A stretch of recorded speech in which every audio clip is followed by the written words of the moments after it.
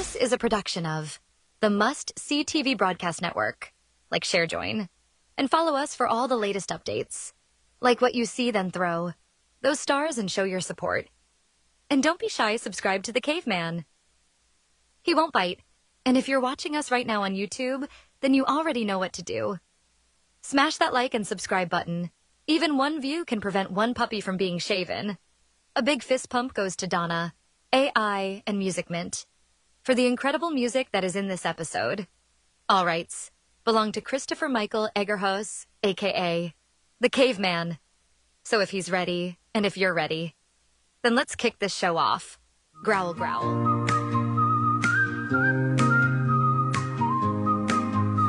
Lights up on the screen, it's time to see. 5 days a week, we're where you wanna be.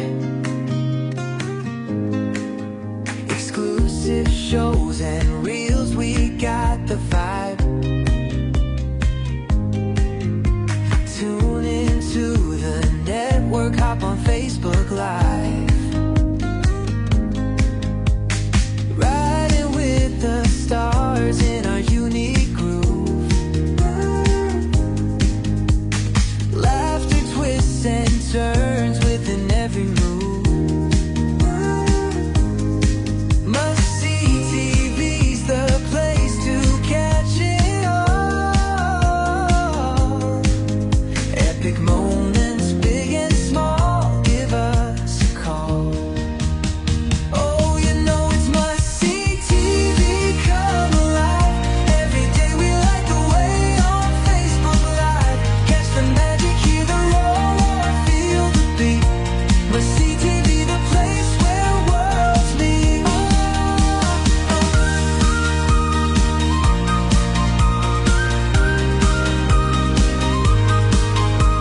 Jump right in, the fun's about to start. Bringing shows and stories straight to your heart. With every post and every share, we're free. Gotta get that fix of must-see TV. Round and round, don't let this moment fade. Together on this ride, the best we've ever made. Get the popcorn ready, it's your time to shine. Must-see TV will keep you feeling fine. Oh, you know it's must-see TV, come alive. Every day we light the way on Facebook Live. Catch the magic, hear the roar, feel the beat. Must-see TV, the place where worlds meet. Oh, you know it's must-see TV, come alive. Every day we light the way on Facebook Live. Catch the magic, hear the roar, feel the beat. Must-see TV, the place where worlds meet.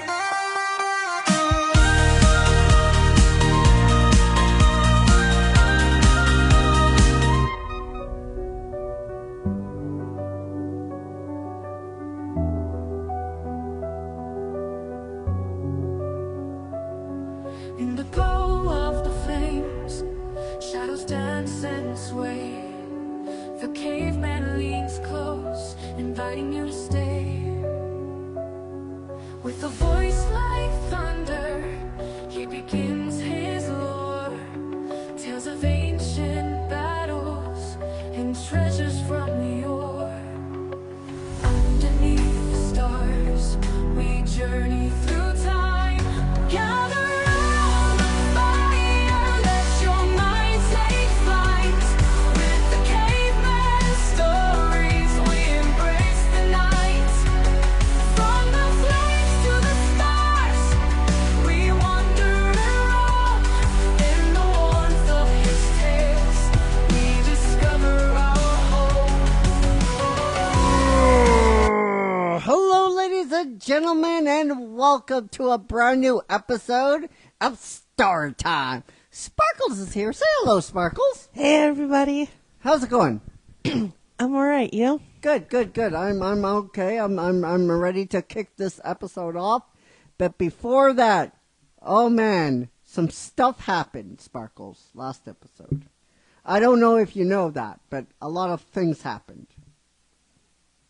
Right? A lot of big things. I know.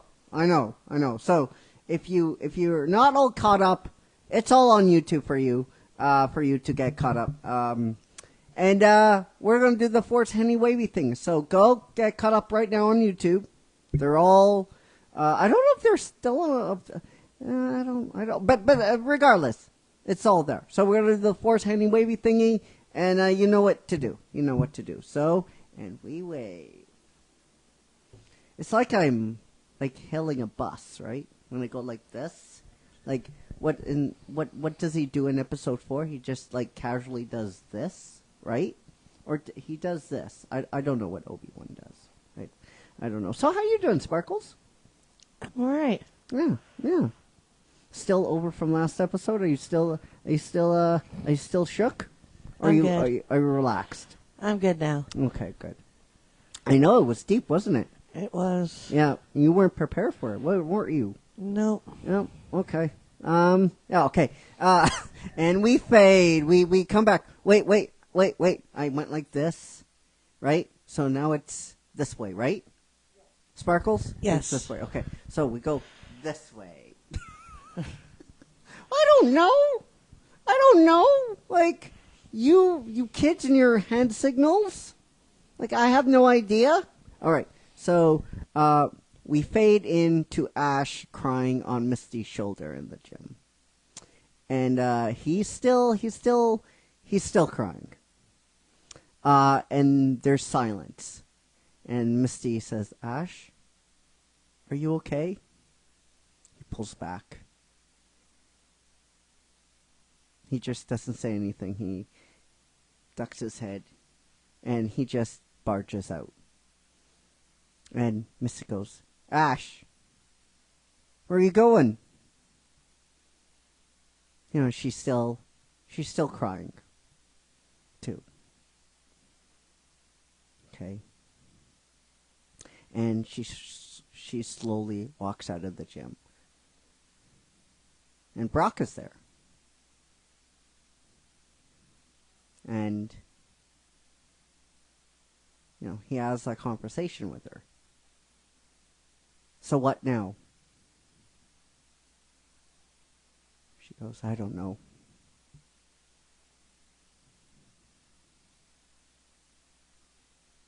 Maybe I should go. Maybe it was a bad idea to come here.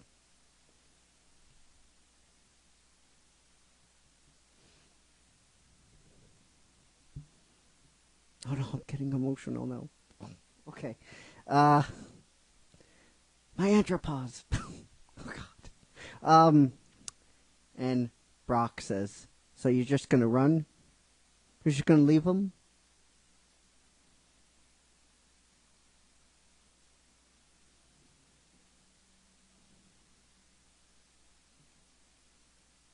And there's just this silence between them.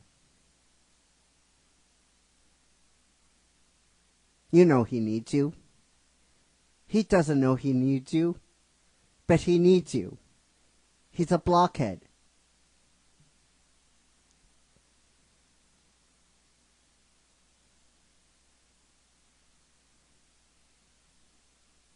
And we cut.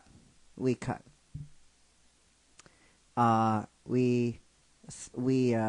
to a room, and we hear a whimper. No, we don't hear a whimper. We hear a child crying. Ain't no child crying, kids. It sounds like a child, but it's not.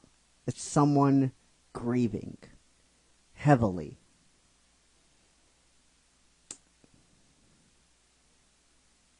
And we cut to outside. And we see Misty walking. Doesn't matter how she got there. In your mind, it could be an elevator, a stairs, somebody told her where he was. Doesn't matter.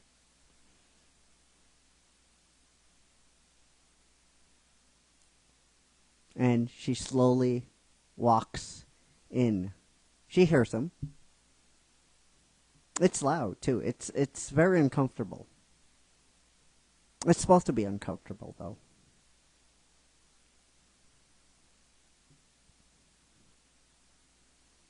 And she slowly walks in. The door slightly ajar.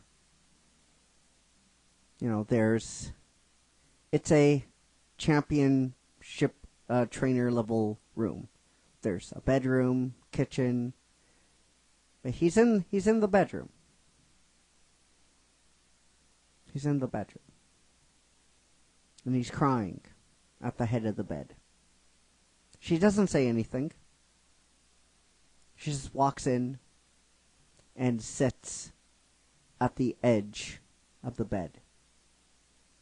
Watches him.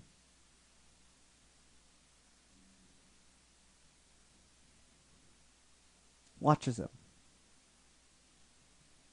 And, the crying, the sniffling. It stops. And he laughs. And he turns. And Misty is there. Right? Somehow he knew he would be there. She would be there. And he says, Did I tell you one time we were in a forest? Pikachu found this big bushel of berries and we ate them and we got this big old tummy aches and we rolled around for hours. And we pan back, right? There's a big divide there. But as the story goes on, and she says, and remember, he looked at himself in a reflection and tried to electrocute the water. And as these stories go on, we can see her moving closer to Ash. And he says, "Oh yeah, he thought he was so brave." And remember that those stories that Brock used to tell us at night, those ghost stories about these missing trainers? He used to stand up so tall and so brave, and then when Brock would do something, he would jump in my lap. And she thought she's recalling the stories as well. We have these little flashbacks of these stories. And she goes, and remember, a week after, he did a little twist on it. He did that spooky ghost voice. And he jumped into my lap, and it stopped. He stops. And I'm like, yeah, I remember that. I believe I said to him, dude, really? Really? And she says, and remember that night? He was sleeping between our bunk bedrolls, our sleeping bags, and he was going from your sleeping bag to my sleeping bag, back and forth, and he was sleeping in the middle. And I told him, like, you have fur. Why are you so cold? And she's like, I remember. I said, well, Pikachu, my sleeping bag is big enough for you and another person, so just get in here. And Pikachu climbed in, and Ash like, I remember that. And I said, dude, really? Really? You're going to go to her and not me? And you looked at him, I think. And she's like, yeah. And he was still shaking like he was cold. And I told you, I said, it's big enough for, it looks like this sleeping bag is big enough for you too. So get in here. And I didn't want to get in. And Ash says, and I didn't want to get in there. It was icky. And I told you, you blockhead, just get in here. And she smiles. He always knew. He always knew that little troll And Ash, and now she's closer. We can see the divide there, closer now. And Ash says, "What? I don't understand. What did he know?" And she goes, "You never knew. You never knew. Misty, I really don't understand." And she grabs his hand. Do you know? Do you know I have trouble sleeping at night? Do you know? I looked up so many times at night on my ceiling trying to get to bed, wondering where you were. If you had fresh underwear, that's a reference to the anime, by the way. If you were safe, if both of you were safe, I sleptwalk, shouting your name. I don't understand, Missy, I don't understand. But you had to repair that damn bike. You had to repair that bike.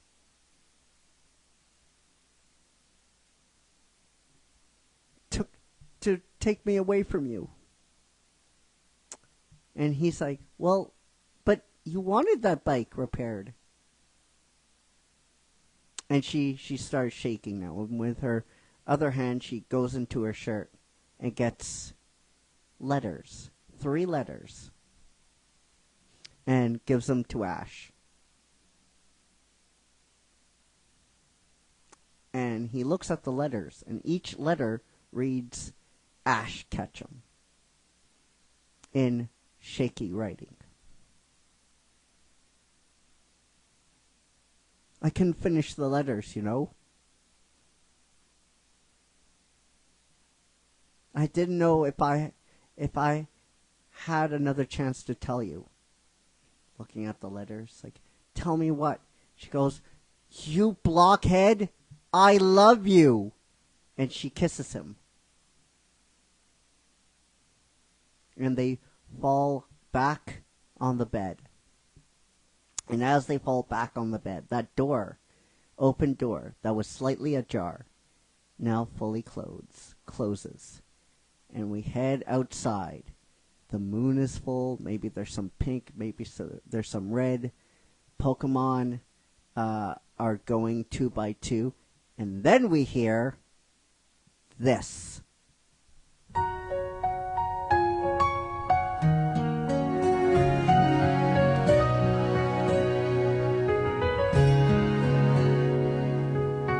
I saw your face like a dream in rewind.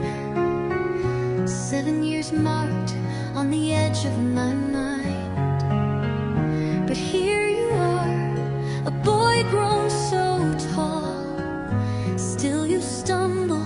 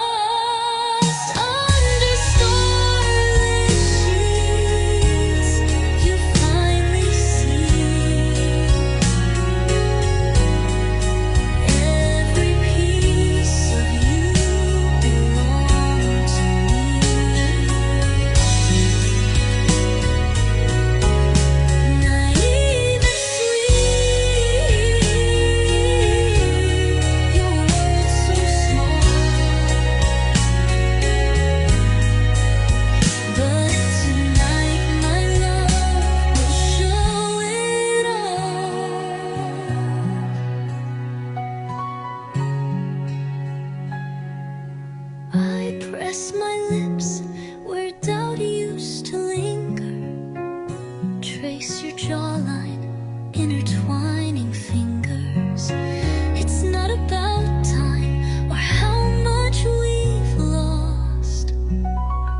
We found each other, no matter the cost.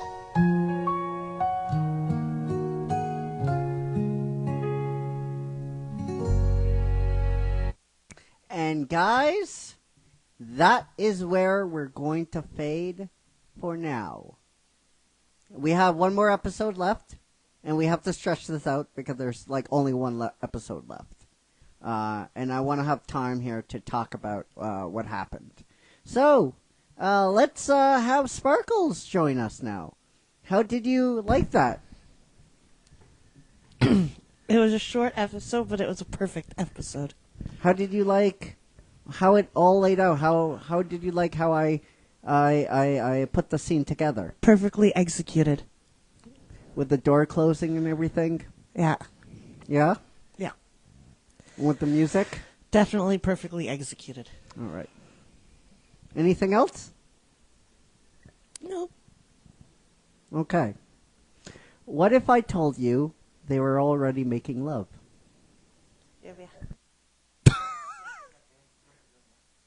What? What if I told you they were already making love? Good for them. No, but what? Like, no. What I meant is before the door closes. What if I told you they were already in the middle of making love? Okay.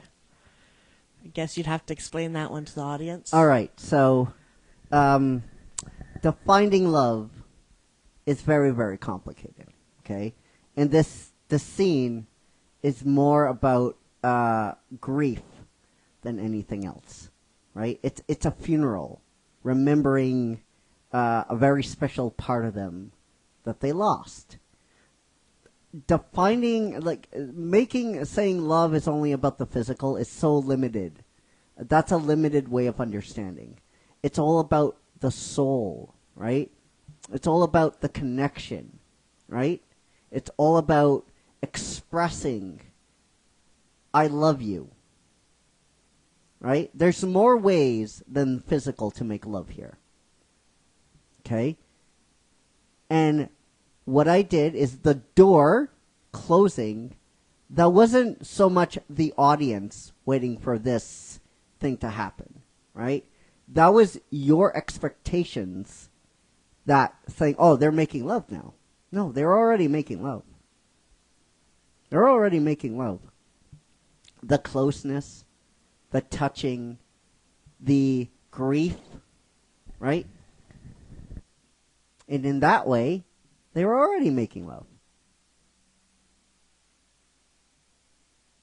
The kiss was just the period, right? It's just the confirmation that was happening, right? You don't necessarily have to make love with the physical, okay? That's not how lovemaking usually works. Making love it's so much more spiritual than that. It's all about your spirit. It's all about your soul twining with another. That deep emotional connection. And in that way, they were making love. Sparkles? Yep, that makes sense. Did you see that coming at all? No. Yeah, it's the kiss is just a confirmation, right? The door closing is your expectations of, yeah, oh, they're making love now. No, they were making love all the time. Yep. Right? Mhm. And in grief, sometimes that comes out of grief, right? Like it happens all the time. It's life, right? Love is just it's so much more complicated than like putting it in a box, right? And saying, "Oh, you have to be physical to be making love." But you don't. You really don't. So All right. All right, guys. Let me know what you thought down below in the comments section. We have one more episode to go. And I hope you're enjoying this ride with me so far. See, here's the thing. Also, the music, right? The music is the, I will grant you, but the expectations, right? Because I think, thinking that I'm constantly making a fan film or something, or not a fan film, but something fan related, right? Or just like, oh, putting it in a box and saying, oh, he's doing fanfic. There we go. He's doing fanfic. But I told Sparkles off screen, I don't write fanfic. I write deeper stories than that. The man that I was that I wrote this script, it's not the person who I am today. Okay, and truthfully, the stuff in the script was always there. I just had to learn it was there. Yeah. That's I don't have any more comments than that. So let me know what you thought of this episode down below in the comment section. And we have to do caveman growls. We have two. All right. We have Scott Kelly. Scott Kelly. From me to you, Scott. You got a great big bad caveman. And Carrie Luke Frosette. Carrie Luke Forsythe. From me to you, you got a great big bad caveman. Yeah, I lied to Sparkles. But you know what? There's no twist. There's the twist is there is no twist. Right? It's just I think Sparkles, right? People are expecting like an anime love thing, like fireworks, stuff like that. But I don't subscribe to that. Right? I tell more deeper stories than that, right? On a fundamental emotional level, right?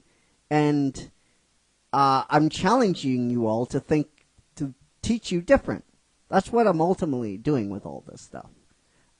Through this, you're getting to learn what I truly am as a storyteller. So let me know what you think down below. This will be on YouTube shortly.